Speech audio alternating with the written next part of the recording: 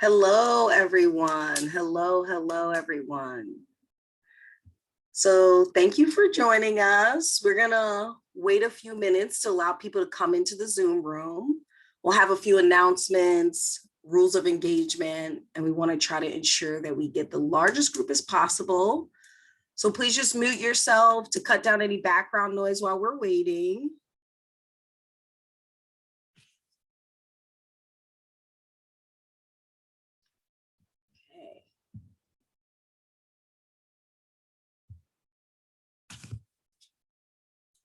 Hello, everyone. Thank you for joining us. We're just waiting a few minutes to allow for everyone to come into the room. We're gonna have a few announcements and rules of engagement. We wanna just ensure we get the largest group. So please mute yourself as you come on to just reduce the background noise, please.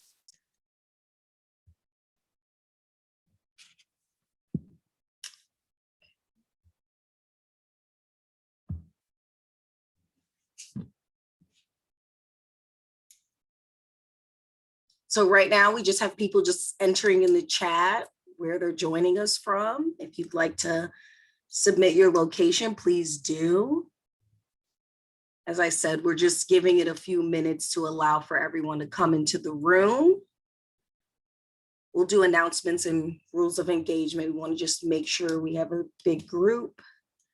And please continue to mute yourselves just to reduce the background noise. Thank you.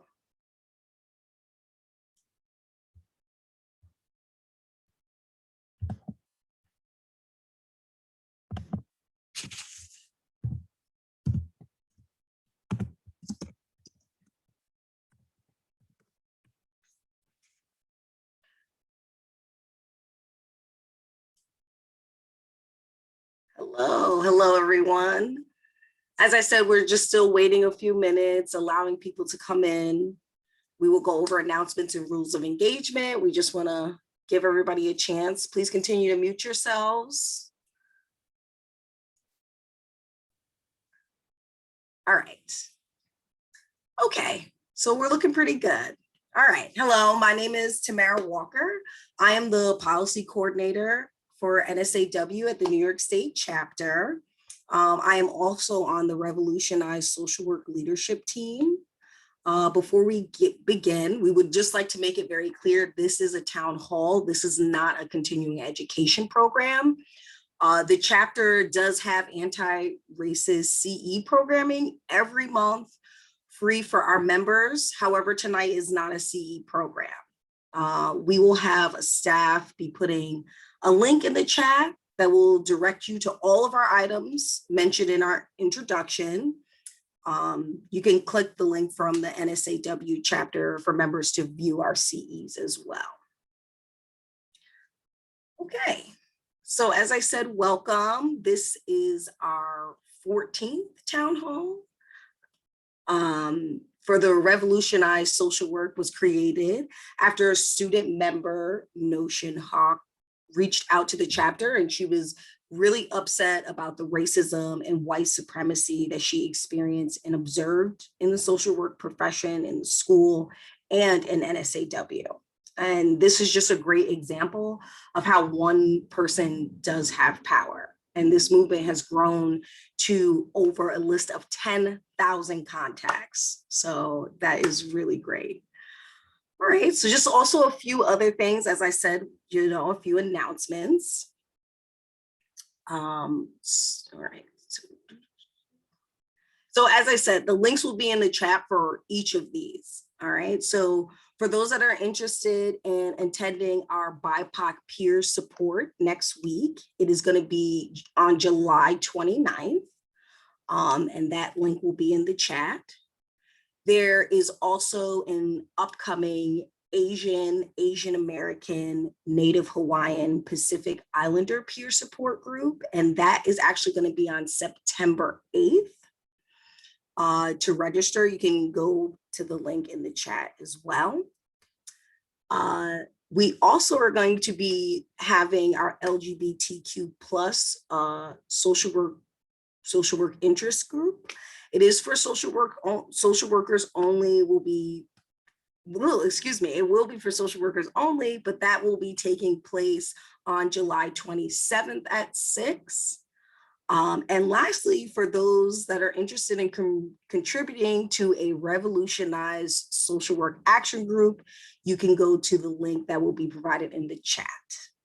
Some rules of engagement I'm going to move on to. So the purpose of tonight is to amplify and uplift BIPOC voices. So this means if you are a social worker with white privilege, you are invited to engage in the chat, to use reactions, and actively listen to this town hall. Tonight, you are asked to not speak in the town hall, but to just listen. If you are a non-white social worker, you are invited to engage and lead this conversation tonight. If you would like to speak and reply to a prompt from our facilitators, we ask that you use unmute yourself or use the raise your hand function, and we will just call on you. And now Olivia is going to take a moment just to explain some of the functions on the Zoom so that everyone knows how to use them. Thank you for the introduction, Tamara. So yeah, like Tamara said, we have the mute at the bottom left corner of your screen. And also if you want to turn on your video, these conversations can be pretty hard without seeing who the audience is that we're talking to. It's not a mandatory, but if you can turn on your camera, that would be greatly appreciated for those who share tonight. Also, we have the live transcript on right now. It should be located at the bottom of your screen. It should be in the middle. You could drag and drop it towards any location on the screen so it's not covering anyone's faces. Also, if you want to turn it off, you can click the live transcript button and it should turn off. It will also give you an option to view the full transcript on the side of the screen if you want to follow along that way. Also, towards the right side of the bottom of the screen, you have the reactions. So that is where you'll find the raise your hand function, which I'm doing right now. You could also clap for somebody or give them thumbs up. And that's about it. So I'll pass it on to Sam to introduce herself and some grounding rules. Thank you, Olivia. My name's Sam Fletcher, and I'm the Executive Director of the New York State Chapter of NASW. I am thrilled to see so many of our friends here tonight. I see people who have been with us throughout this journey as we celebrate our 1-year anniversary of the revolution. So I can't wait to hear from you tonight and hear, how you've benefited. So I usually start, I have to identify myself. After working with the Revolution team for several months, they encouraged me to identify myself because I identify as Cherokee and I am Native.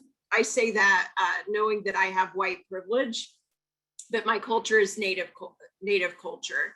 And I have my son, Seth. You want to introduce yourself? My name is Seth. I'm also Native.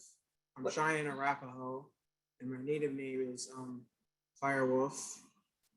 And Seth wanted to invite his sister to join us tonight for our little introduction. You want to introduce yourself? Hi, I'm Hallie. I'm not Native, but I'm Native from association and family. So yeah. Yes, the only culture Hallie's been raised in is Native culture. So we were going to focus on something different every time about Native culture. And we were going to talk about animals tonight. And as we were talking about it, Seth wanted Hallie to join. So animals are extremely important to Native people. We associate with them in multiple ways. I always tell the story that when I was adopting my kids, I didn't have a lot of elders around me at the time. So I actually looked to animals on how to treat the babies. So most animals are born, they can walk, they can get to their own food source, except for marsupials. So I really looked at kangaroos and koalas to see how they cared for their young, because I feel like that was the closest to human babies. And then I emulated what they did. And I tell you that story just because that's how closely we connect with animals. Some Native people have spirit animals. I know a lot of people have heard of spirit animals. We get our spirit animals in different ways. For some tribes, an elder will give you a spirit animal or a totem.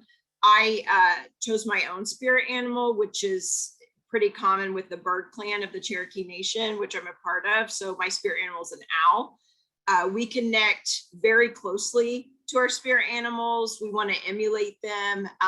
Owls are known as wise. They see through the darkness to see what's really happening. Those are all characteristics that I want to possess. And Seth is still kind of playing around with his spirit animal, but he's really connecting with wolves right now. Do you want to talk about that? I'm connecting well with wolves because they're pack animals, and so they stick together. And like as us as a family, like they tend when one of them is when they stay out of the pack, they're all kind of they just can't really handle it. They kind of get upset, and that's kind of why I stick to the wolves. When one of them, when one of the wolves leaves the pack, the rest of the family they kind of get all upset about it. It's kind of why I'm kind of choosing towards the wolves is because of that. So. And Hallie's getting ready to leave for college. So it's our first person to leave the tribe. So we're all struggling with that. And I think that may be one of the reasons Seth is identifying so strongly with wolves. Do you want to talk about how you connect with animals? Well, I don't really know what my particular spirit animal is, but I feel like you can identify traits in other animals that you resonate with. For example, elephants, they also, like wolves, mourn for their dead relatives or children, and they're very protective of their group. So they always stick together. So that's very similar to our whole family and our dynamic, since I am leaving, and we all know that we're gonna be really upset by when the time I leave. And for example, I kind of feel like my mom has traits like a bear, because she's kind of like a mama bear and very protective of all of us. So yeah. Thank you, Hallie. And then we always end with talking about land acknowledgement. So a land acknowledgement is acknowledging the ancestors' lands that we are on. We are on the Mohawk lands, and we still have Mohawk in this area. And it's very important to Native people. We connect not only to our ancestors, but just like animals, we connect to the land. The land is very sacred to us. We believe the land, it heals us, it feeds us, it protects us, and it's our job to do the same thing for the land and to make sure that we take care of the sacred land and connect with it. So that is all we have, and I'm going to hand it over to our wonderful facilitators, Cecily and Olivia. Thank you so much, Sam, and thank you everyone for being here. I'm just seeing folks come into the room. I'm Cecily Mitchell-Harper, and I have been, wow, I can't believe it's been a year. I just have to pause with that because that's just hitting me. I have been a part of Revolutionize for a year. I'm on a Revolutionize leadership team, and just really, really grateful to be part of this space and to have these town halls. Yeah, so thank you so much for being here, for joining us. And this really, our session tonight is really a reflection session. We've been together for a year. Some of you maybe just joined us. Some of you have been with us from the beginning, and that's totally fine. However you're coming into this space is fine. This is a reflection session. So I'm gonna do some grounding, and then I'm gonna allow Olivia to introduce herself, and then we will get into that. So as Tamara said in the beginning, this is a space where we're really centering the voices of BIPOC participants. So we're asking that white identified folks please listen, and listen is a form of participation. Now there are other events that we can all become involved in, and some of those events have been posted into the chat, so you have that as well. And we're really just engaging in dialogue, and in some ways I want to say many of these town halls, I would say all of them, sometimes we get into conversations that may be kind of uncomfortable, that may bring up stuff for us. And that's all part of it, right? That's all part of the journey. And so just want to encourage us to take care of ourselves as we go through that process. Definitely take care of yourself. However you need to step, if you need to step away during the session at any time, need to turn your camera off, that's totally fine as well. We love to see your faces. But if you need to turn your camera off, that's fine. We do understand. Please take care of yourself. Lastly, want to just reiterate confidentiality. This space is sacred, and so we hold this space as sacred. Please do not share names of agencies, supervisors, colleagues. If you're sharing from a personal experience, please just keep that confidential to just honor the confidentiality and privacy of folks who are not here. And that is the grounding. I'll turn it over to Olivia so she can formally introduce herself, and then we will get into it. Thank you so much, Cecily. Hi, everyone. My name is Olivia Knox. I'm a recent BSW graduate, and this upcoming fall, I'm going to Stony Brook to receive my MSW. Like Cecily, I've also been part of the Revolutionize leadership team since the beginning, and this has been quite a journey. I feel like that we've all grown together and really helped each other heal through some dark times this past year. I am also newly the communications assistant for the New York State chapter. So this is a really great opportunity for me. And like Tamara mentioned earlier, this was actually started by Noshin Hoque, who unfortunately could not be here with us tonight for the anniversary. So I do just want to honor her, and this was really born because of her concerns, and she really demanded anti-racist change in our chapter and New York State social work. What started out as just 20 social workers from New York State is now to a contact list of over 15,000 social workers across the world internationally. So we're all just very proud of this movement, and we can't wait to hear what you guys thought about this past year.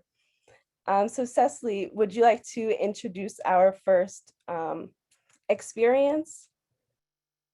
Yeah, thank you, Olivia, and thank you so much for honoring Noshin, who unfortunately was not able to be with us this evening. But we do just want to acknowledge the folks who are not here, but have been so significantly part of it. And really, I just am thinking about this image of a seed. So last year, it really started out as a seed, and it has only grown, and it's really been, it's been just really cool to be able to watch that and to witness that and to be a part of that.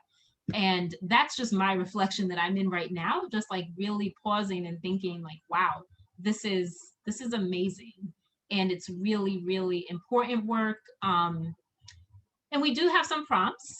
I'm gonna just share briefly, and then we wanna hear from you. We wanna know, how many of you, because I have a feeling that a lot of you, I see, some familiar faces here who've been with us for many of the sessions. Love to see that. And also I see some new faces, which is also good. So we also just right now want to get a kind of a show of hands. You can do that, either just raise your hand, or you can actually use the Zoom function. Just to see if you have been part of these town halls before. If you have been part of these town halls before, even if it was just like, a couple, or maybe you've been with us from the beginning. Just want to see a show of hands. So I'm seeing some hands go up. Yep. Yes. Love it. Love it. Yeah, so some of you have been with us from the beginning. Some of you have joined us midway through. Some of you joined us last month. And some of you are joining us for the first time this evening. As I said before, wherever you come into this space is totally fine. We honor and appreciate all of that. And we are all part of the journey. We are all part of the change. For me, coming into this, wow, it's been a year. When I first got, I was a part of NASW before, and I was really feeling, particularly the events of last year and the events of last summer around George Floyd, and just with COVID, just everything of 2020 was just really, really, and there was stuff going on at my job that I was at last year that was really, really traumatizing. And I became involved, and I thought, okay, I can like maybe co-facilitate a couple of town halls. I didn't really know what would come of it. I just thought, okay, I'll show up, I'll co-facilitate a couple of town halls. I definitely want to be in conversation with social workers, other social workers, because I've been feeling it. I was really feeling it. And this has been something that I've been dealing with since I graduated. I graduated like, wow, it's coming up on my, no, it has just recently passed 10 years since I graduated from social work school, went to the University of Pennsylvania. And I can tell you that when I first started, I could see immediately that like, wow, this profession is so racist. Like just, it was so apparent to me from my first couple of classes. And then I got into field placement, and I came to probably middle of my first semester and really felt like, what am I doing in this program? Like, I don't know what social work is, and this is not what I expected. And I was actually thinking about dropping out of the program because I was really feeling like, I don't know what this is and I can't, thankfully I had a professor who really showed me what social work is truly in its radical revolutionary form. And because I had that experience, it allowed me to continue with that program. Otherwise, I don't know. I don't know if I'd be a practicing social worker right now. And for me, that's significant because now I feel like I know my space in social work, but getting in, I was just like, I don't know where I fit into this. And so I really appreciate having this space because it's allowed me to kind of find my community and also to collectively heal, because I'm just looking back at so many traumatic events that I've been through in organizations, in social work, practice settings, and have felt like, wow, I don't really know where I stand. And I'm experiencing, I never call them microaggressions, they're just aggressions. Experiencing aggression, some little, some big, and in anywhere in between.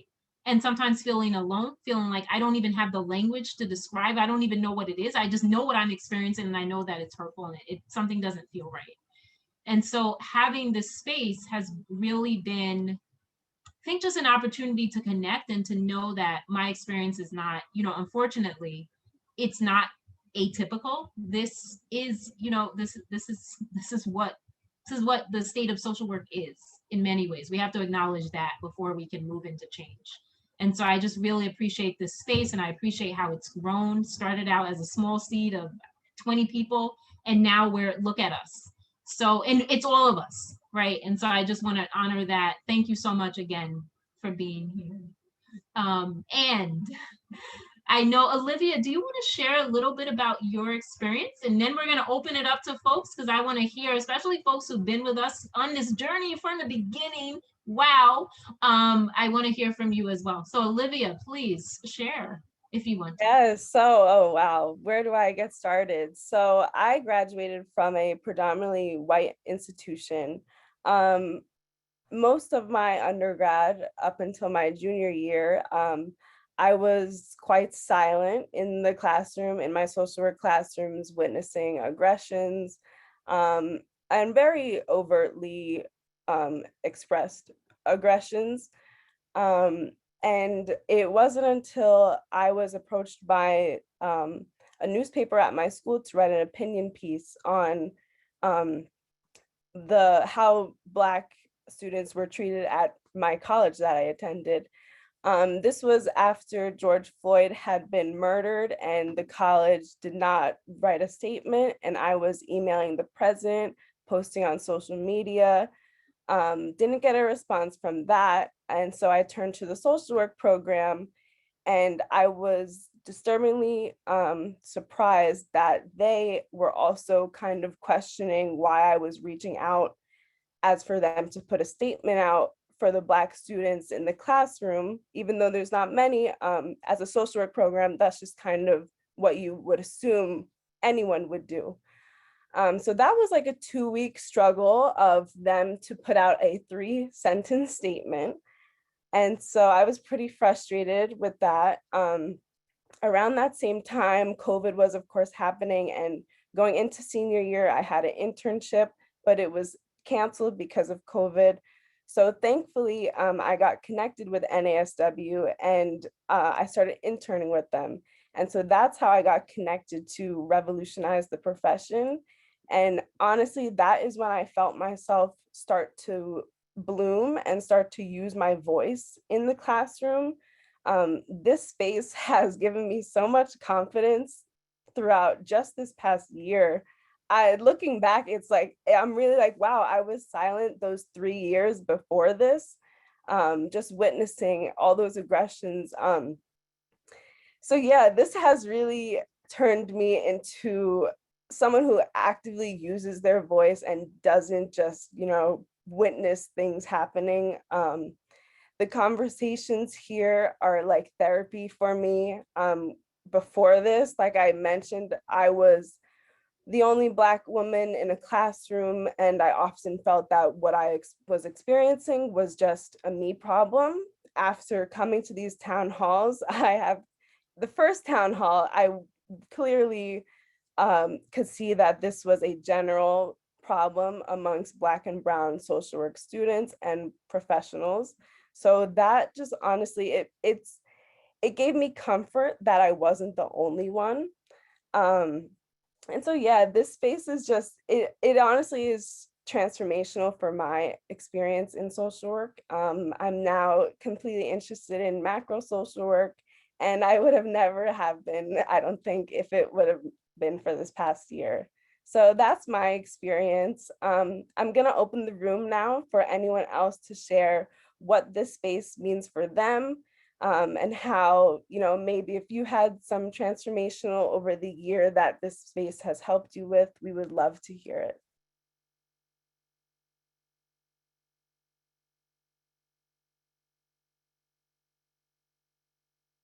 Or if you're new and you've just joined and this space has touched you in just a short amount of time, it doesn't matter if you've just joined today or this past year. I see a hand up from Amy, but I don't know if that was from before. So I just wanted it just popped up on my screen. So I don't know if that was from before, or if Amy, if you did want to speak. I also thought I saw Sonia. Yes, and I also saw, so yeah, so I think, I'm not sure what's going on with Amy. Sonia? Hi there. I mean, I think this is like amazing that you organized this. I learned about it through an email that I received recently, and I was like, I just so wanted to be here. So I'm grateful to be hearing some of your journey, because it's been there. I've seen it, I've felt it, and it's so nice to hear my own experience being expressed by other women, in this case, or other people in this case, and it just gives it makes it much more real. Like, it wasn't just in my head in some ways, or so yeah, that's what I wanted to share. So thank you. That's first of all for organizing this. And then the other pieces, I would love to just know who I can contact to get more involved or to ask more questions. And if someone could share that information, that would be great. Yes, we can definitely put some emails in the chat. We do have 3 staff members here, so we'll definitely be putting all this information in the chat. And also, if you scroll up, there should be some links to join to get involved, but we also will be dropping those frequently throughout this meeting as well. Thank you so much for sharing, Sonia. It's nice to hear that, like you said, it's not just in our heads, it's a community who all feels the same way.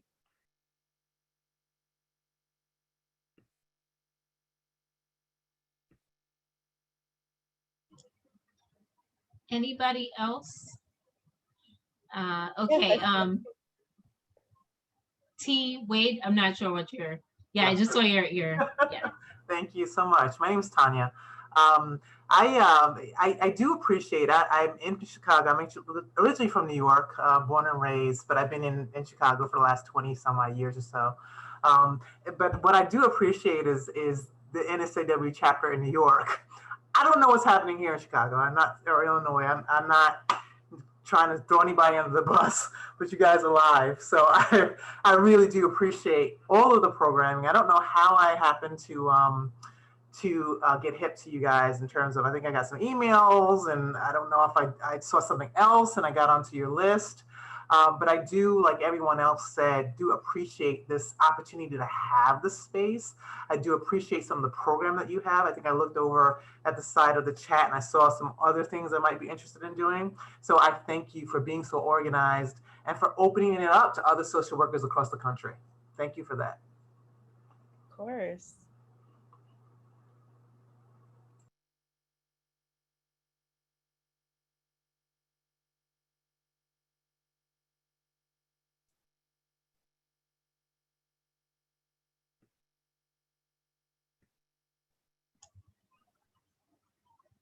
So do we have others? Seems like we're sort of a quiet group this evening. I think some people may just be in reflection mode or maybe just thinking and reflecting, and that's fine.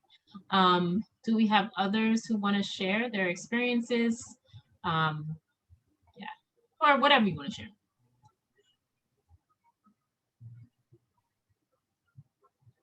Hello, hi, good afternoon. This is Yves Dumont.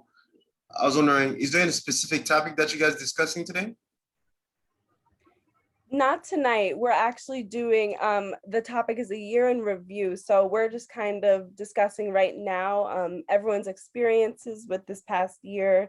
And then shortly, we're going to move into the topics that we've covered this past year. And we also, towards the end, want to open the room for suggestions for future topics. Okay. But you can share anything that, you know, is on your mind if you would like to.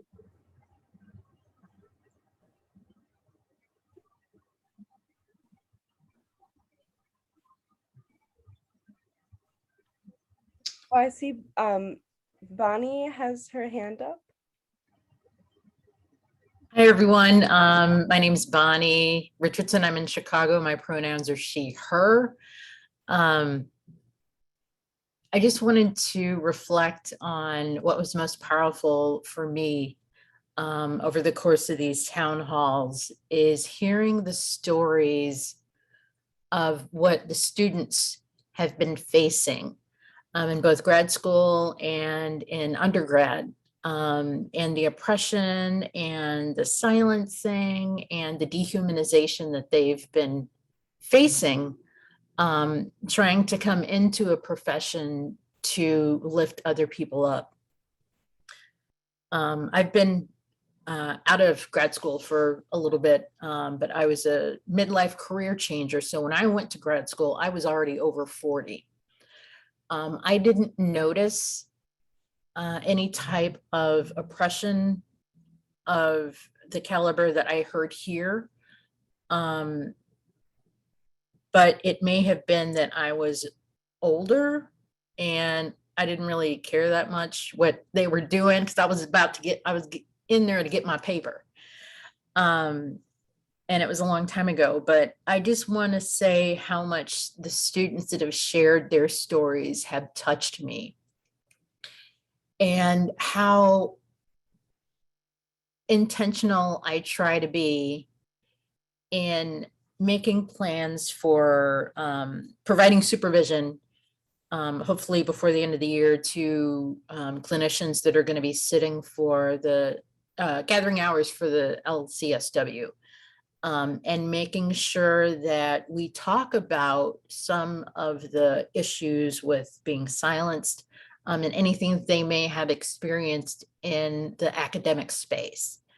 They will have been out for at least a little bit, so they won't be in school, but I will definitely keep that in mind as we talk about supervision and some of the stuff that's going to come up that they may have buried. But I just want to say to the students, you are amazing. We need more of each and every one of you. And please don't give up, because none of us are going to be able to make any impact without you being there by our side and, you know, helping us out when we get tired. And us helping you when you get tired, because, you know, living in a double pandemic, and capitalism is exhausting. So I'm going to step back. Thank you again for this space.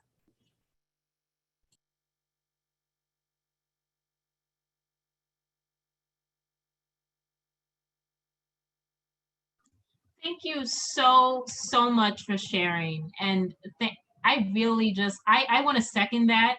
I am like actually quite inspired. I think part of this experience, I've been so inspired by current students and just recently graduating students. Just yeah, like we're not taking it anymore. And I really just appreciate that. So thank you for that, Bonnie. Thank you for uplifting that. And yeah, thank you.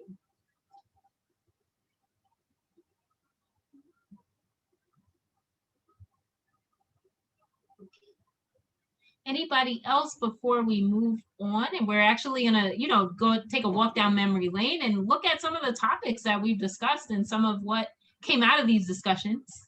But anybody else want to share something that's on their heart, something that's coming up for them, before we go into that other next section of our time together this evening?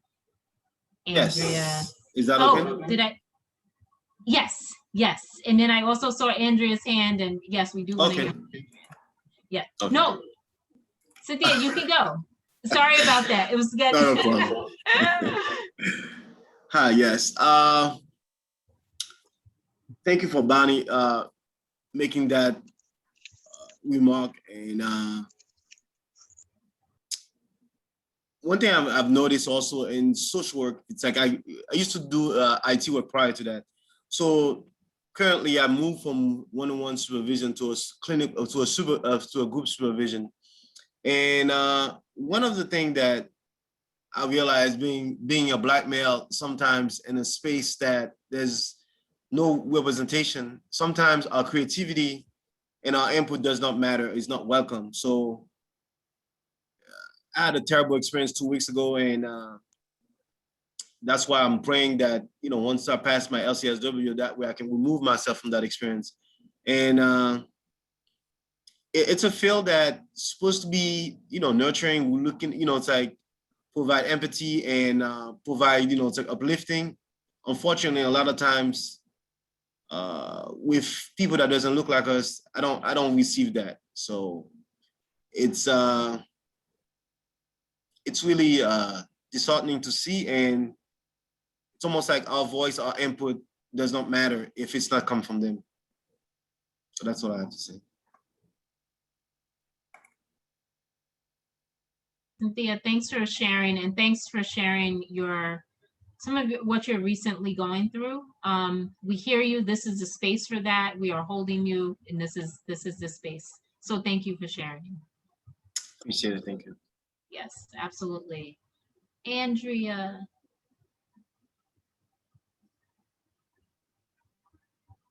Good evening, everyone. And first off, guys, congratulations on a fabulous year.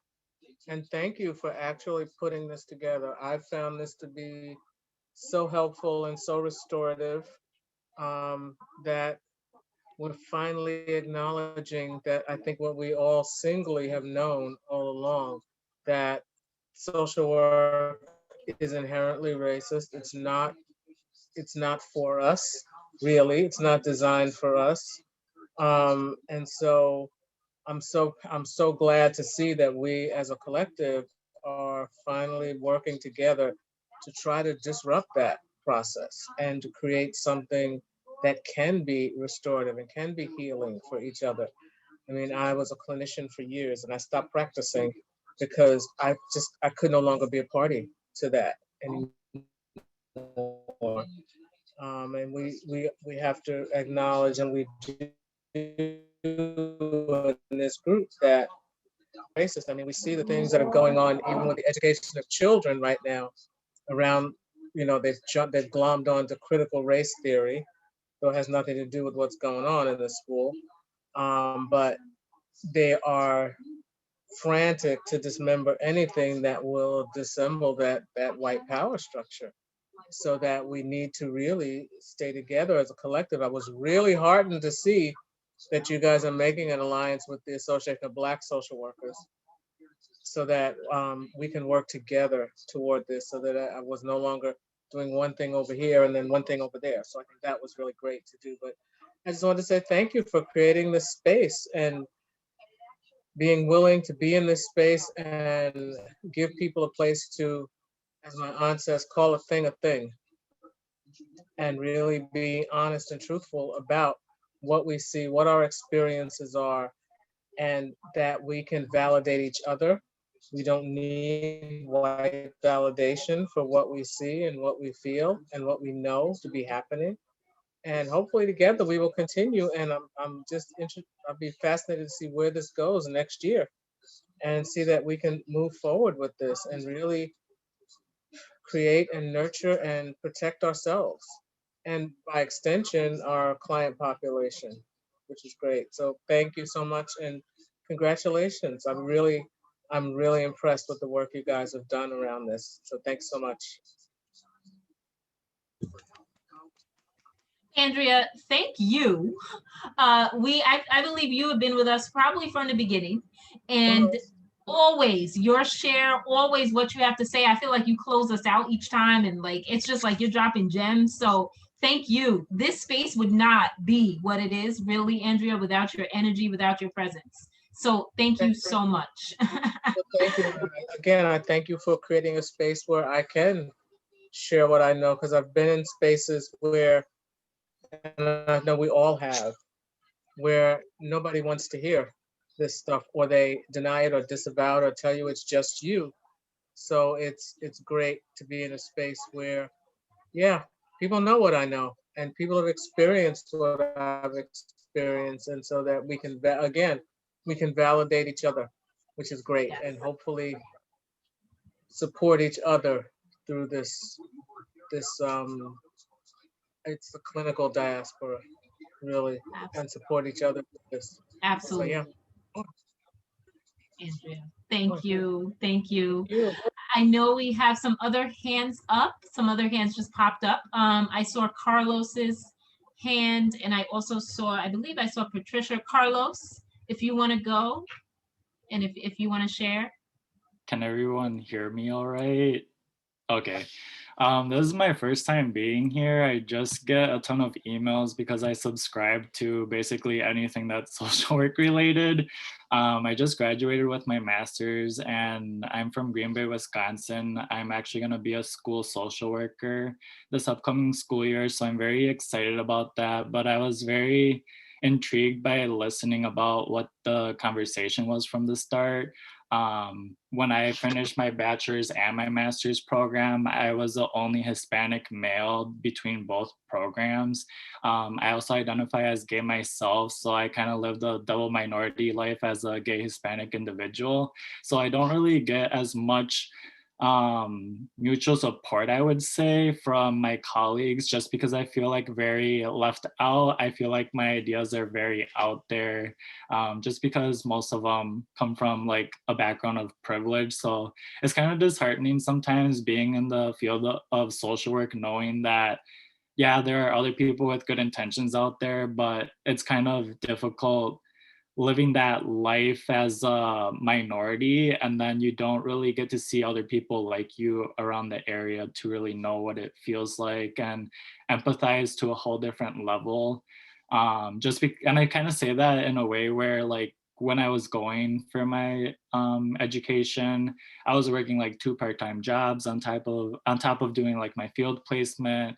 My parents just recently became residents. They're both immigrants, and I was very fortunate enough to go through that process with them while I was finishing up school. So I feel like when you talk about stuff like that, it's very difficult being vulnerable.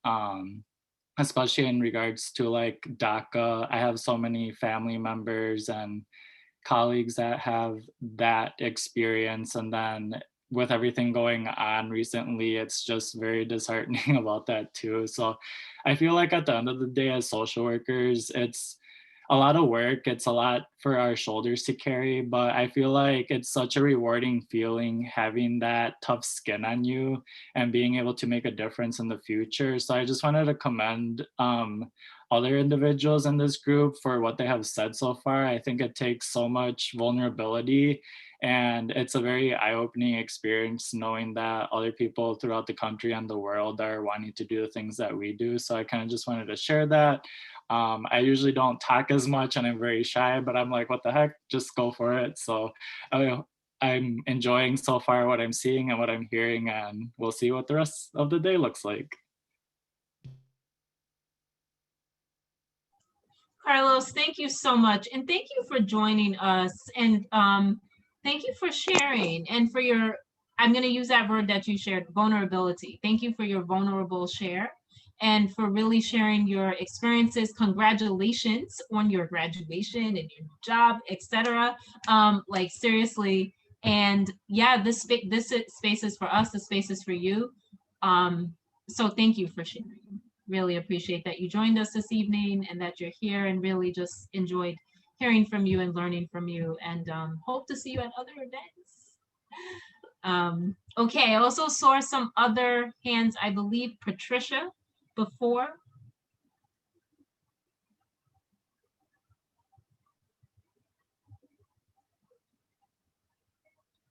Is Patricia? Oh, I think that was an error if you mean Patricia Me. Yes, I think so. Okay. All right. Thanks for clarifying. And then I think I saw an Emmy.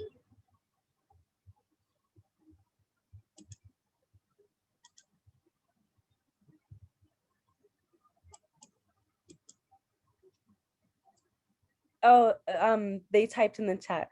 I raised my hand, but there's a lot of background noise, so typing it out instead. This is my first meeting. I have no idea how or why I got an email, but after what I've heard so far, I am so glad that I did. This is an amazing group. Like many others, I've experienced some cringeworthy anti-social work moments as a student. I was the only Latinx student in the classroom. There were no professors that looked like me. Emmy, I resonate with that experience. I did not have one Black professor in my undergrad. I know that is changing for my MSW program because I chose a school that I knew would have that. So you're not alone. Definitely as a student, I resonate with every word. Emmy, thank you. Thank you for sharing. And yes, thank you for being here. Thank you for holding space with us this evening.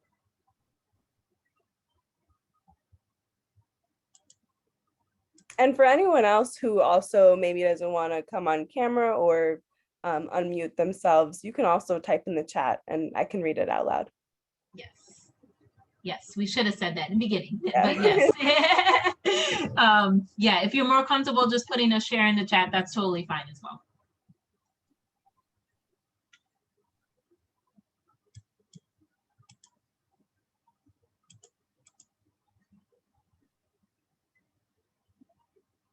Okay, so Olivia, I'm wondering if it makes sense now. People can continue to share, but I'm wondering if it makes sense now to maybe take a little walk down along memory lane and really think about what we've actually discussed and what has emerged from our space together, what has emerged, what has unfolded during our time together from last year, August of 2020. Wow. All right, July 2020. I don't know, sometime. But summer of 2020, during a very, very crazy, volatile time. Yeah, so wow, we covered a lot of topics. Yeah. Covered a lot of topics. Olivia, do you remember like the first couple of topics? I think we started talking about schools of social work, and that was like a lot. I didn't realize, I think we had to have like, I don't know, 4 sessions just devoted to that. Because there was so much that was coming out of that. Yeah. We covered field placements, CSWE requirements, just about the classroom in general. I know there was tons of conversations about that. Personally speaking, those conversations about what was happening in the social work classroom actually inspired me to take action at my undergrad, and I developed a racial justice forum both semesters. It wasn't too much of a turnout, but I was proud to make that change inspired by the conversations that we were having. Thank you, Bonnie. Yes, I also just want to acknowledge something popped up in my chat from Cedra, who shared that she did not have any privacy. And Cedra, excuse me, I don't know your pronouns, so I don't want to assume But I can read out, have zero privacy. Oops, and now it just went away. Olivia, can you find that? Yeah, of course. She said Okay. have no privacy, but wanted to express my gratitude to all. This space has helped me to heal during what was a very difficult year professionally. I was silenced and outcast for speaking my mind as a woman of color. I felt very alone in the struggle, and coming here has truly been healing. Thank you for sharing that, Sidra. Thank you so much. And I can tell that you're not the only one in this group, and this is why we created this space for those who are outcasted at work and who feel that their voice isn't heard in their work settings to come here and share that with us. I also just want to make a kind of plug. We do have a BIPOC only peer support healing group. So, if you really want to vent to people who look like you, that information has also been in the chat as well. Thank you so much, Sidra. And yes, Sidra also leads our Asian American, Native Hawaiian, Pacific Islander peer support group as well. So she's been a real help at this chapter as well. So kudos to you, Sidra, too. Thank you, Sidra. Thank you. Thank you. Bonnie shared before about students and really how this space really has been, so much the leadership and the voices of students, whether current students or recently graduated students. One thing that became apparent, I think, Olivia, we were just talking about our topics where we discuss field placement and what's happening in schools of social work. There was so much around that. And, our action groups that we're going into now, a lot of them actually are dealing with specific components of just social work, school, whether that's field placement, whether that's training of faculty and staff around anti-racist practices and making sure that faculty and staff can show up in the ways that they need to show up for students in this space and actually embody the real values and ideals of social work that we have in our NASW Code of Ethics. But a lot of times, if you look at it in practice, it seems like it's, I don't know. So that's a piece of it, looking at curriculum, looking at all of these spaces. And so I just really want to say again, so thankful for and grateful for the students. And as I've said, I've been inspired by just your leadership and Olivia, like what you did starting the racial justice forum, like it's all of that. It's so inspiring. Thank you. Yeah, anybody else want to share? Anybody else want to reflect? And Olivia, if you want to say something, because I feel like you're about to say something. Yes, I do. I will say something after I read the most recent chat. Nandaya said that they came in at a time of discussion on social work education. It was validating to be able to hear the voices of social work professionals and students in a way that was respectful and honored the experiences in a real way. Thank you for this space. Thank you for sharing that. I was just going to share, reflecting back, that these discussions really opened my eyes. Going into internships, I had always thought that, your supervisor is who you should strive to be like. They're, your role model in the field. And thankfully, I had a supervisor who, respected the values of social work education. But hearing some stories from other students, I just remember one specific conversation someone had with their supervisor, and the supervisor told the student that they don't see color. And just that statement alone should not be coming out of a social worker, and a social work supervisor was even more shocking for me. So I was just reflecting, sharing that experience. Yeah, those were some great conversations, really eye-opening. You would not expect that from a social work classroom and supervisor relationship.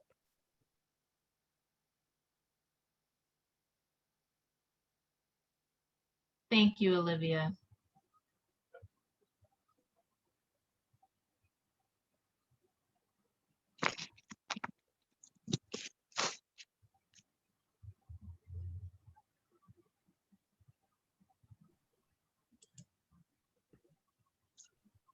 Yes, that statement is color blindness and very problematic.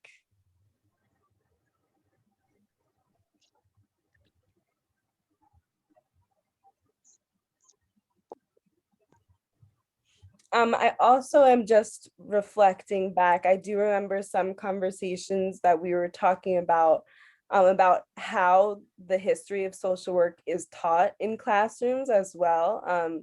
It's a very whitewashed history of social work.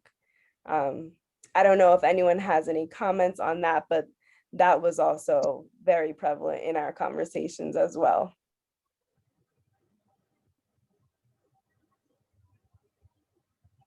Yes, thank you, Olivia, for uplifting that. One of our action groups is specifically focused on looking at curriculum and understanding. And I feel like maybe the first town hall, or maybe something that happened before a town hall, where we had someone just come and really ground us in the history, like the actual history of social work, and understanding that the ways in which we are being taught about social work and about the histories of the profession and the beginnings of the profession is actually, it doesn't tell the whole story, and it actually leaves out significant parts of the story. It is whitewashed, and it's told by the perspective of, middle-class white women. So really, it's just, Olivia, when you just shared that, it just sparked in me. That's how we started, right? Of understanding, like, let's look at the history of the profession. How did we get to where we are today, that we're seeing this continuously, right? Even though we are in 2021, we're continuing to see this. And we have, social work supervisors who are saying, I don't see color, I don't see race. How do we have that? And so being able to ground it in understanding the history of the profession has been really, really, that's something that just came back to me, and I really appreciate that. So thanks. Yeah, Evelyn Williams gave that presentation, the first town hall. She's the policy director for the New York State chapter. She's amazing. And I learned more from her in that hour than I learned in any social work class. So it's just really, it's like you have to you have to educate yourself on the history. Yes. Evelyn Williams. Thank you. I was like blanking on the name. I was like, oh my God, it can't come back to me right now. I can't think. But yes, Evelyn Williams. Yes, she was so powerful. Oh, she is so powerful. And she really appreciated her talk and just really grounding us in the history.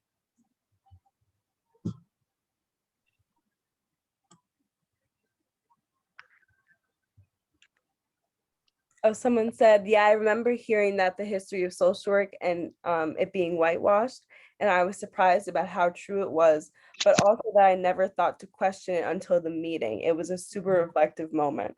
That's exactly how I felt. I was sitting there like, why was I never taught this? But then also I'm like, why am I so comfortable with the information being fed to me and not doing that research on my own?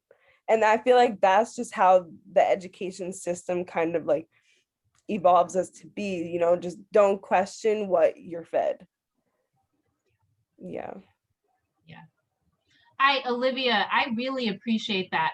Why have I not been taught this? But also, why am I comfortable with what, like, why didn't I question it? And I feel like that was part of a lot of what came up, at least for me during this time, has been, I've had to unpack some of my own biases. I've had to unpack some of the own ways in which I've been comfortable and have sat with white supremacy and not questioned it. In my daily practice, it's like, and so I feel like this space is also a space for us to realize that we all participate in this system. We all participate in this system, no matter how, it impacts us differently and we're situated differently. But we are all participating in this white supremacy, and I say capitalism also because it goes hand in hand. And this space has personally been an opportunity for me to both understand what's happening, but also to see the ways in which I've also participated and need to acknowledge that. That's also part of the work, is just acknowledging our own space in this and our own positionality. So thank you for highlighting that. Of course. Thank you for sharing. I also do want to highlight a chat from Patricia. They said, I've been in the field for over 10 years and recently started a business to help coach and mentor early social workers in the field. Definitely these topics of curriculum not really helping the Black and Brown community has been in the forefront. I have been able to teach skills on advocating and supervision, career options, applying for jobs, termination at a job. That's awesome. And we need more people like you in the field, you know, helping those Black and Brown communities at the forefront.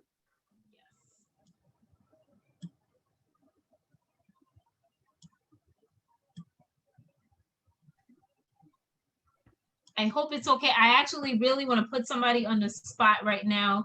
He's popping up on my Zoom screen. Randy, who has been with us from, I think I don't know, but he's been with us. He has been with us on this journey, has been active with us, and always love what he has to say. So Randy, I hope it's okay. If you do not want to speak, I totally understand. I don't want to put you on the spot, but I almost do want to, because I want to hear, I really want to hear how you've experienced this. And yeah, I want your voice right now, if that's okay. Yeah, I got a mild headache, but I'll speak very briefly. And thank you everyone for who's all in attendance and everyone who's been on this journey with us for the last year and those who just jumped aboard. Yes, in the beginning of the semester last year, I experienced racism and white supremacy within the curriculum of, in social work at the school that I attend. And it was very disturbing to sit there and witness white privilege at the time this was taking place, regarding several colleagues who was in total disagreement with a professor's grading criteria when it came to some papers that was graded. And just to see that it was just the white individuals in the class who formed some type of form of coalition against the professor, who was pretty fair in her grading and who was very upfront with the criteria that everyone had to meet for the papers. And, they kept pushing the envelope for the professor to basically buckle and give them the grade that they felt that they deserved, which didn't happen. And it was a whole huge boycott against the professor, where they went to the higher ups, and the higher ups even told them that they didn't see no wrongdoing in the professor's grading criteria. And just to see them carry along in a group chat within the setting, telling people, don't do this in this class, don't participate, don't give her, a good, rating. And it was just disturbing, me being an African-American male and the only African-American male within the class setting, to witness this and to actually be amongst these individuals who was actually going to be social workers one day. And it just, brought to my attention at the time, we was reading a book, Kendi, on how to be an anti-racist. And it was just amazing on how everything we was learning that semester was being projected before, all of our eyes. So, I kind of took a step back, I'm gonna use the key Swahili word that's called Sankofa. You must take a step back, 5 steps back before you take a step forward. And I realized that this is racism, this is white supremacy, this is white privilege at its best. And a lot of individuals unaware of it. And I don't believe that they really recognize or acknowledge their white privilege. And just to see it in the field of social work, and these individuals going to one day be in the field dealing with individuals, it was just, kind of caught me off guard and made me go back into the lab and really address my own biases that I may have, that I may exhibit and I'm unaware of. So joining this platform has definitely gave me the knowledge, wisdom, and understanding to communicate with others, to come together for one common cause of unification and righteousness, to try to put a stop to this, and make things better, not just for BIPOC individuals, but for all for all of us, all humans, you know, because we all human and we all have a voice and we all come from different ethnicities and, you know, cultures and backgrounds and experiences. But what is the best thing coming together and sharing those experiences, you know, and sharing our wisdom and things of that nature to make things better and to be better, you know? So, yeah, and thank you, everyone.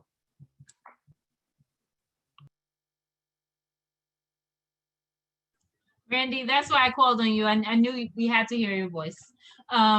Thank you. Thank you for sharing your experience. And again, what's resonating is like having to take a step back and understand the ways in which we are also participating in white supremacy.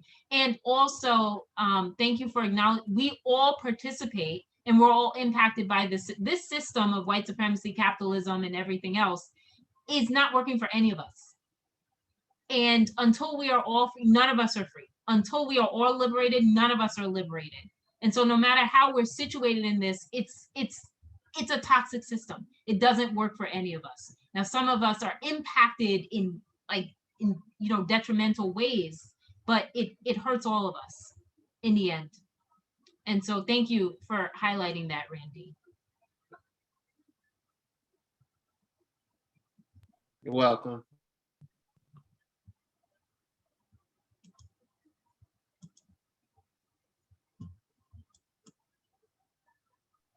Yes, Bonnie said in the chat, those of us that are licensed are agents of the state. We can also be agents of change for our communities. Definitely. Yes. Yes. Mm-hmm. Recognizing our complicity is a pathway to liberation. Ooh. Mm-hmm. Oh my God. Can I steal that? Oh. That is, oh, I love it. Yes. Yeah. Recognizing our complicity is a pathway to liberation. Thank you. Thank you. Yes. Big mic drop. Yes.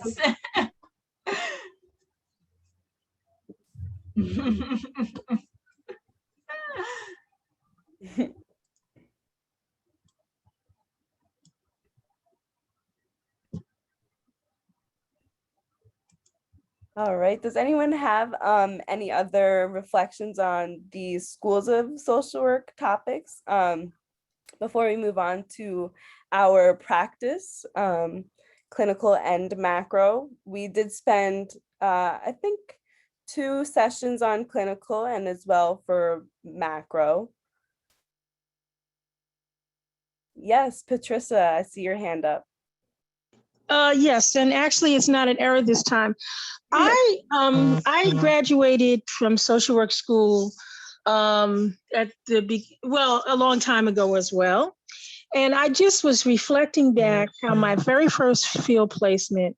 I was in a school setting, and the field supervisor, who was an African-American male who had also graduated from the same HBCU, he would not allow me to do therapy. He allowed the 2 male students, interns, to do therapy, but he wouldn't allow me to do therapy or do groups. And I mean, I didn't complain, but he gave me an A in the field placement. And actually the field supervisor at school reduced the grade to a B, which is another discussion altogether. But when I moved on to my second field placement at Court Social Services, I got a lot of practice and a lot of hands-on opportunities, and it kind of like mitigated what had happened before. And, you know, hearing some of the reflections on some of the things that people have been through, it just brought that back to mind. And I just want to thanks for an opportunity to share the space, and everything I've been hearing is going to cause me to come back. Thank you. Patricia, thank you. Thank you. Thank you for sharing. And we're so glad. I mean, you know, this is the space, right? And that we're coming together and we realize that our experiences are quite common, unfortunately. And we can come together and understand that these are part of larger issues, not just us. And when we acknowledge that it's not just us as individuals, that it's all of us, then we acknowledge that, yes, we all have a role to play in changing this, because we're not going to take it anymore. It's past due. So thank you for highlighting that. And yes, please continue to come back. We need to hear your voice again. Thank you.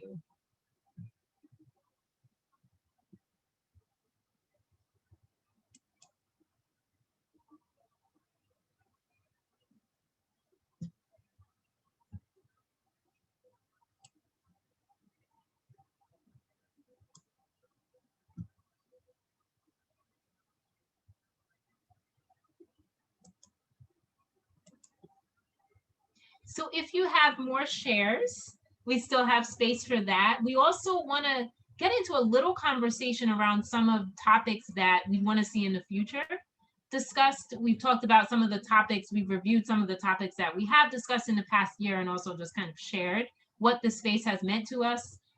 You can continue to share in that. But also if there's any other future topics or anything that is maybe coming out for you during this conversation or a previous conversation that you'd really like to see a town hall dedicated to really focusing on, please uplift that here. You can either put that into the chat or you can just raise your hand and we'll call on you also. So, and I just saw a hand go up, Melody Lopez. Thank you. Just to say thank you again for pulling this together. 30 years ago, I knew my social work program was so racist, and I called them on it decades and decades ago. I'm sure it's the same. Actually, I've talked to students who are in it during interviews, and it hasn't changed at all. And so this group really has helped a great deal, just hearing and sharing from everyone. But I will also want to say, students specifically, that I was ready to let go with everything going on right now. I was really ready to let go having interns. And it was stories from that night. I don't remember which one it was. It was probably like 5-6 months ago when I was being questioned, do I want to continue doing social work interns? It's a lot of work. It's a lot of work. And after I heard about all the racism and things that happened to you guys in your internships, I said, nope, give them to me. I'll take them. And I signed up for another year of interns. And that's really from you guys. So way over in Arizona on the other side of the country, you guys are rippling your effects and your stories are really helping others. And so when I think of something I'd really like from this group, and I really don't know how feasible this is, but just throwing it out there is, so I'm Hopi, I'm American Indian. And like I said, I knew racism. I knew our history with social workers. I knew from Indian child welfare and child protective services. I knew boarding school and the social workers that were there. And as you guys are going to be hearing a lot about in the next year or so. So I know my history. And I'm in this really teeny weeny native world. Like it's a really small little world. And that's all I really know. And so what would really help me is understanding, and I've learned a lot about like African-American issues, not a lot, but I've learned from you guys as well as some other people. But I would like to also hear like some really specific, what happened? What's your relationship with Asians, Latinx, LGBT? I would kind of like really drilling down historically what's been happening in different communities. And I'd be happy to share from the Indigenous experience about what's happened with social work, so, no one has to do the hard lifting, but that's just something I would like, if possible, from you guys. And I don't want it to be painful because it is.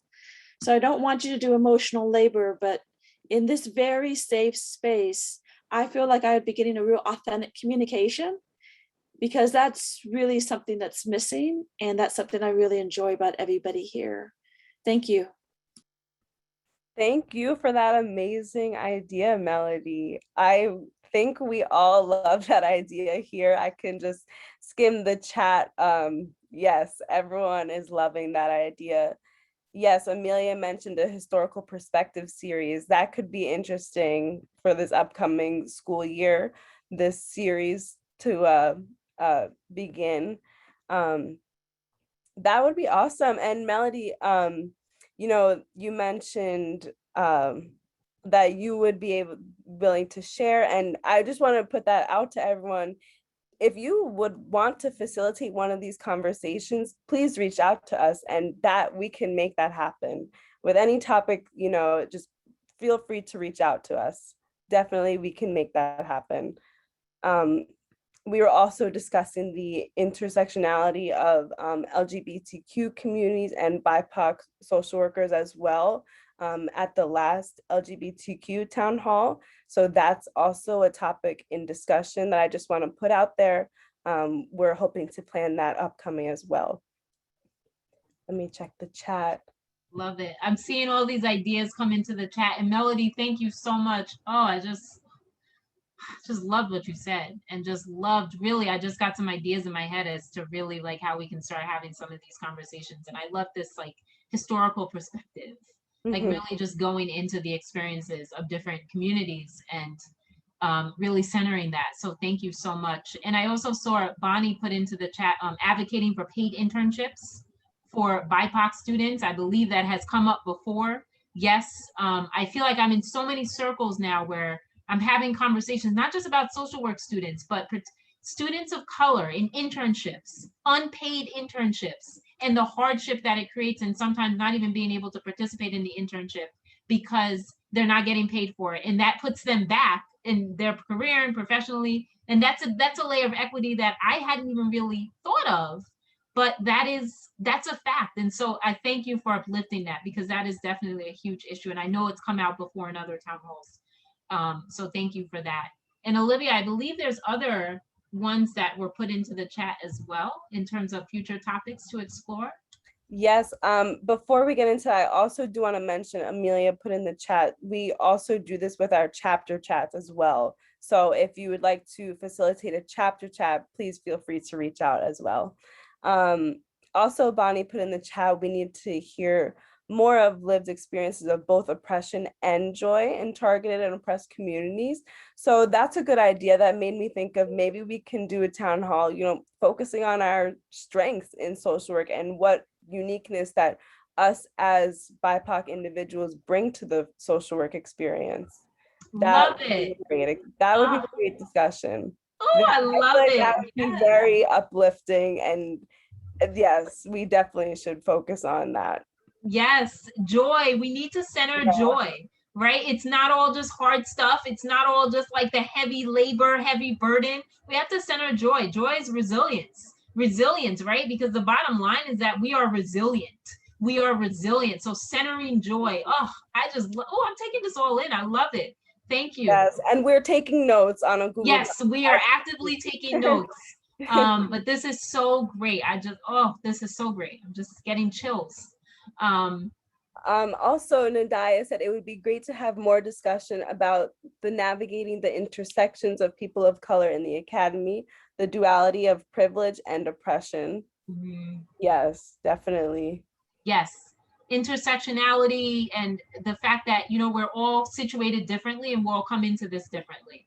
And how do we navigate spaces depending on how we're situated in position? So thank you. Yes. This is so good. Yes, Strengths Town Hall for the Profession. That's a great title. Yeah. Melody said, I have been drawn to the idea of wellness informed as opposed to trauma informed practices. I love that. Get it? Yes, wellness informed. Yes, it's not trauma informed. We are leaning into our resilience. So yes, I love it. Wellness informed. Yes. How to create collective healing resilience. Yes. Oh, I see Patricia has a hand up. Hi, can everyone hear me? Yeah. Yes. Right, okay. So I apologize not for having my video on. Plus, I guess I'm one of 3 Patricias. This is a different Patricia speaking this time. So it's a great name, love it. So as people are talking, I guess I'm kind of like stewing and kind of coming up with different ideas. So I guess I kind of wanted to touch on an idea if this hasn't happened yet, or just wondering if y'all talked about, I know you had former discussions on just like the school social work, the history of it, the difficulties of working out in the field, clinical and things like that. And I guess a little background on me. I am originally from the East Coast, Jersey. I was just there for the past 3 weeks. I came back to Arkansas yesterday. But I've lived in different areas of the country. I had my I got my MSW just outside a school just outside of Pennsylvania. I went to school in Missouri. I worked in Wyoming, and now I'm in the South. And I guess for me, what I've been struggling with currently, I guess, is just this kind of, I don't know if hypocrisy is a strong word to say, but just this hypocrisy within social work about this idea of, and it's probably been talked about before, this idea of trying to lift voices and to create change and things like that. But if we tend to do that, especially people of color tend to do that, we get backlash. And I guess what I'm noticing is the nuances between the different places I've lived, you know, in the East Coast or kind of that low context culture where we tend to be more direct, people across different races. And so it's kind of expected to have that, you know, if something's going on, people can speak up. But I'm noticing at other places that I'm living in, such as the South or such as places that are more conservative in nature, although that can be relative, is that there comes this kind of disconnect of wanting social workers to be the people to speak, to have change. But when we speak up, we're seen as like really aggressive, I guess.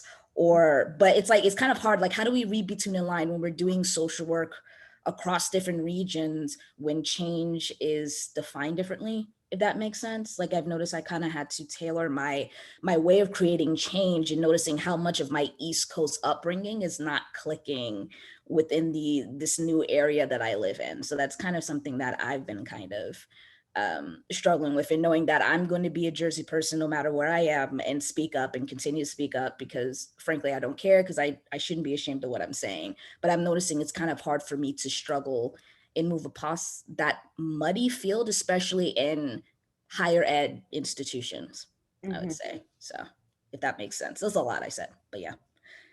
No, it definitely makes sense. And, you know, as someone who's only been on the East Coast, that's something that I would have never thought about. So thank you for bringing that to light, you know, how to get your voice heard in a way that it will be heard across the country.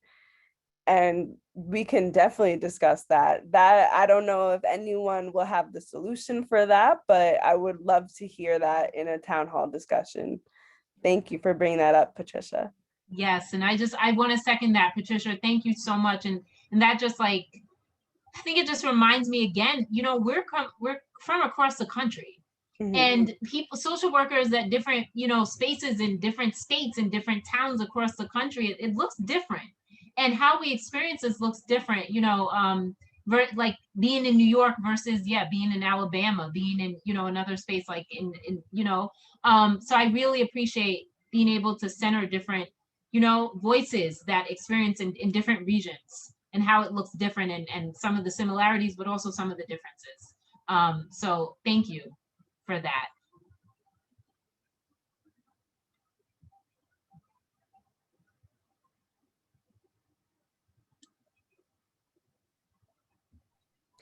Synthia put into the chat, I sometimes see the illusion of inclusion within companies.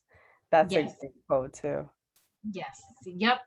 Reminds me of, we've had so many conversations in these town halls about the difference between performative change and authentic change, and, you know, really disrupting and going against and saying, you know, we're not going to stand for performative change. We do a lot of performances, and particularly organizations and institutions, we perform, and we're not, performing is not, I'm done with performing. And I'm done with, you know, organizations performing diversity, performing racial equity. It's either going to be authentic, it's going to be nothing. Authenticity is the name of the game. So yeah, the illusion of inclusion, it just reminds me of this, you know, notion of performative change versus authentic change.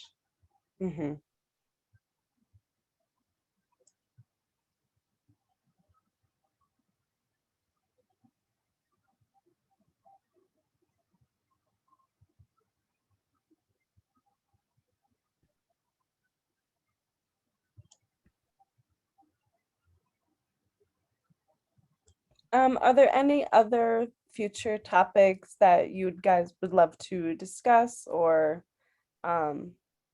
just throw that out there to us? Oh, performative activism Mm, versus genuine allyship. That's yes, yes, yes.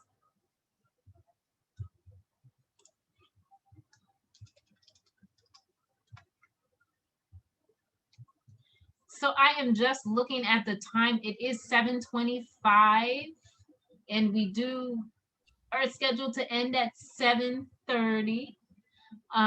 So I think we can close out. I really, really, really appreciate this space. I always appreciate this space. And this space is always something different each time. Always a different energy, always a different. So I really appreciate that. Thank you for all of those who are here, all of those who are shared, and also those who did not share, those who just listened. Thank you for your presence here in this space. It's all of us. We are a community and we're continuing to create community as we go along, co-create community as we go along.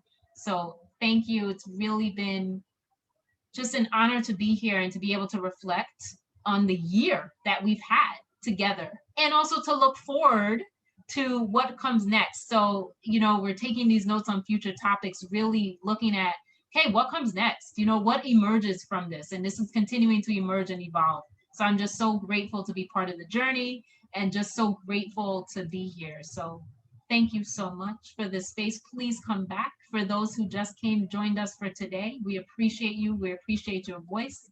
And yeah, we're going to continue on our journey together. And we're also going to center joy. I'm going to hold on to that because joy is so key. It's not always heavy, heavy labor, heavy lifting. There is joy. And so we are going to center joy. Joy is resilience and joy is actually disruptive. Joy, centering joy, acknowledging joy, holding on to joy is disruptive. So let's continue to do that. Olivia. Thank you. I do want to comment. Someone said, is this a monthly gathering? Yes, it is. I will put another link into the chat with the webpage where you can click on the future meetings and register for those as well. Kind of just to echo Cecily, I can't believe that this has been a full year. Just reflecting on the growth I've seen within myself from coming to these groups. I honestly would have never imagined myself facilitating a conversation on, the oppression that we witness. I grew up in a predominantly white town as well, being one of the only two Black families in the town. So, I've been quiet majority of my life until my junior year of college. Going into my senior year of college. So I just love this group and I love growing with you all and striving to make this profession better. I'm a recent graduate. I'm going for my MSW this upcoming fall. So it's really inspiring to see social workers from all different areas in the profession, as well as age groups and ethnicities here, all with the common goal of making the profession better for everyone. So thank you all for taking the time out tonight to join us. And we hope to see you all in the future. Thank you.